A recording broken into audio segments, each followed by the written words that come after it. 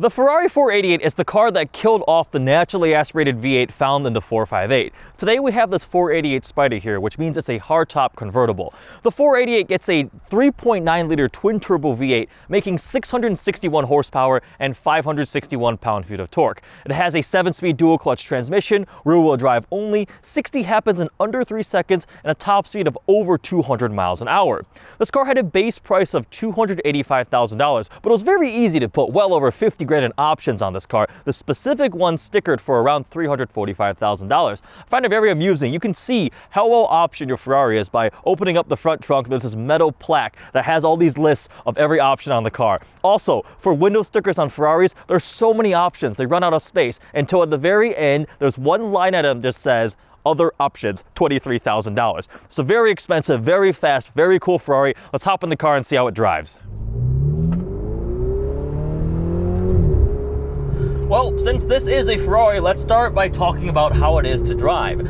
I was actually really surprised how much I loved this car when I took it around the track.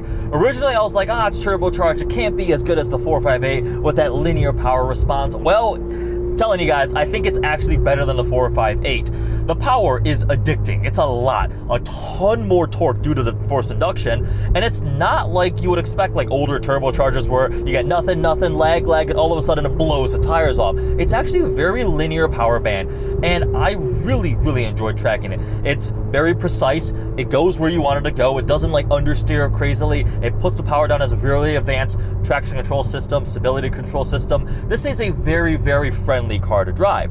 And now on the road, it's actually still very comfortable. The suspension is not unreasonably firm. You could daily drive this car if you were that level of baller. It's not insanely harsh. You can see out of it really well. That's something Ferraris do really well. Now, you notice that as soon as you get in, it feels spacious. When you're in something like a Lamborghini Huracan, you're like very cramped. You can't really see out of it. I could not sit up with a race helmet on in a Huracan. I was kind of bending over slightly. For 88, there is a ton more space. A lot more friendly. The transmission is great. The 7-speed dual clutch pulls off really quick shifts. Everything about it is really nice to drive on the road and on the track. Now, we also have to talk about how it looks. I didn't love it as much when it first came out. I just wasn't a huge fan of the front styling. I thought the 458 looked a little bit better. I don't like those two vertical kind of pillar things in the front. Around back, it looks really good. Overall, it's a little more aggressive. They updated the aerodynamics. This car is specifically spec'd very nice. It's kind of the classic Ferrari Rosso Corsa red. It's got a ton of carbon fiber pieces. You've got even like the gas cap doors carbon, all the carbon trim. On the inside of the 488, it feels very similar to the 458. They kind of just did an evolution on it. The steering wheel has a lot to do. There's almost like nothing else for the rest of the car. You've got engine start stop, your suspension, your headlight, your turn signals, you get the volume buttons on the back, you get the mode control stuff, windshield wipers, everything is on the steering wheel. The steering wheel itself is quite nice too. It's perfectly sized. It's got the LED shift lights on the carbon here that kind of let you know when you are approaching red line. That's also very nice.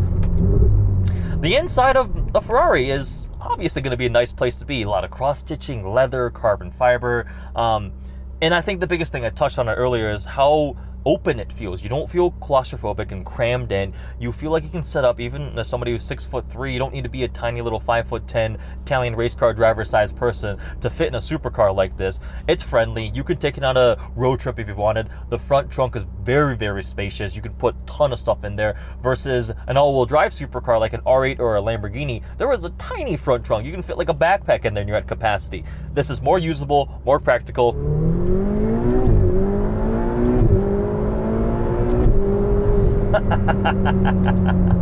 And that's what it is about. That twin turbo V8 pushing out 661 horsepower and that 591 pound-feet of torque. This thing is quick. It's a 10-second quarter-mile car, 16 under 3 seconds of rear-wheel drive, and that's why they went to forced induction. NA, the 458 is fast, but doesn't have that punch that it gives you. And this thing, like I've already said, is so refined and usable. You can do that. It doesn't feel intimidating. It's a very friendly supercar, and it's very fast compared to its competitors like a Huracan or a McLaren. Now, I've tracked 570S, 488 Spider or 488 Coupe, Lamborghini Huracan, I did the Ferrari and the Huracan back to back, and I preferred the Ferrari. I think I like rear-wheel drive, a little bit lighter, more nimble cars around the track. I think one of my favorite ones I've ever tracked is the Porsche GT3, so that type of vehicle, and the 488 really does fulfill that. We can talk about value, but I mean, it's very, very expensive. What can be said for Ferrari is they tend to hold value much better than some of their competitors, obviously like a McLaren. McLaren's drop off in value faster than you could throw them off a cliff. They're depreciated extremely hard. Lamborghinis still do, not as bad as McLaren's, but definitely worse than Ferraris. Ferraris tend to hold value quite well. You look at 458 prices, you want a really nice one, it's still like 160, even more for some of the convertibles. Like they're over 200 for a really nicely spec'd 458 Spider. Now this started at $345,000. It had 60 grand in options, which is just crazy. But I mean, it'll hold value a little bit better. The collectability is really nice for the Ferraris there. I mean, it's a really good choice, and after driving on the street and having driven it around the track, I think I'm slightly changing my opinion in terms of the 458 is better. For the longest time, I'm almost in every situation, newer is better. But the 458 was one of those examples of a car where I thought the older was better because it's naturally aspirated. It's the last of a dying breed of NA supercars. But I can see if this is the car you're going to drive and probably end up flipping into an F8, not keep it forever, the 488 does improve in almost every single way. It's faster, has better technology, it's more usable, a little more friendly, and at the end of the day, it's faster. The newer stuff is going to be faster. So in summary, the 488 is amazing to drive on the track, excellent power, it's friendly to drive on the streets too, you can see out of it, it's comfortable, it's practical.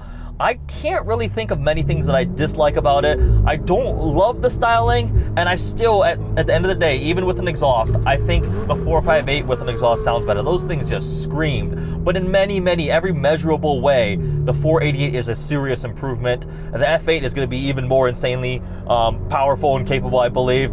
But here it is, the 488 Spider, definitely an excellent supercar if you can afford it. You can use it as a daily driver if you're that level of baller, which I believe the owner of this car is because he takes it to the gym every other day. But there we go, 488 Spider. I really, really like this car. Hope you guys like this video. If you have any questions, please comment below. Thanks for watching.